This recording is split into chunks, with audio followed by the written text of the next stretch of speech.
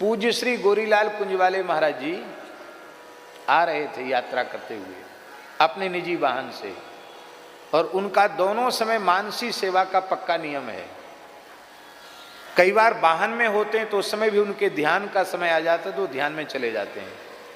उसमें 1.5-2 घंटा उनके पास चाहे ड्राइवर हो चाहे संत हो, कोई कुछ आवाज नहीं करता, एक गति से वाहन चलता रहता है। और वो मानसी में थे महाराज जी, और भयंकर एक्सीडेंट गाड़ी का हो गया। महाराज जी का ध्यान नहीं खुला। मनुष्य की बुद्धि सोच नहीं सकती, महाराज जी का ध्यान नहीं खुला।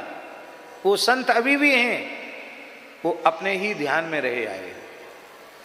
आगे का परखच्चा उड़ गया गाड़ी का, उनके आगे की सीट पर बैठे थे, वो गेट भी ऐसा हो गया कि गेट तोड़कर महाराज को बाहर निकालना पड़ा। और सब शांत रहे।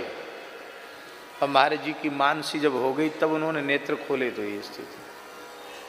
फिर गेट तोड़ करके बाहर गाड़ी को टंच करके ले जाना पड़ा, फिर नई गाड़ी आई।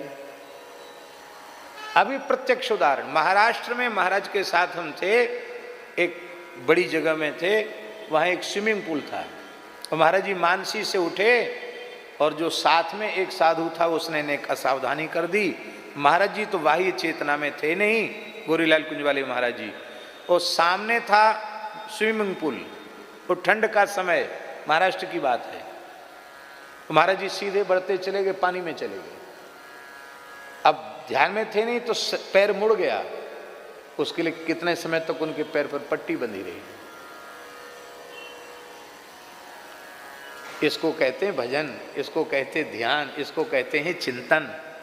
इसको भजन ध्यान चिंतन नहीं कहते कि माला हाथ में है और बम्बई कलकत्ता और दुनिया भर की जो बातें कभी नहीं सोची वो सोच रहे हो, हैं, ऊट पटांग बातें मन में आ रही हैं।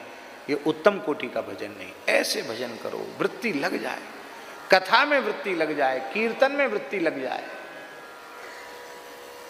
यही है समाधि, यही सहज समाधि है।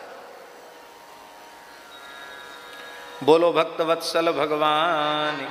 ये मन का ही सब खेल है, इसलिए मन को भगवान में लगा दो तो इंद्रियां अपने आप भगवान में लग जाएगी।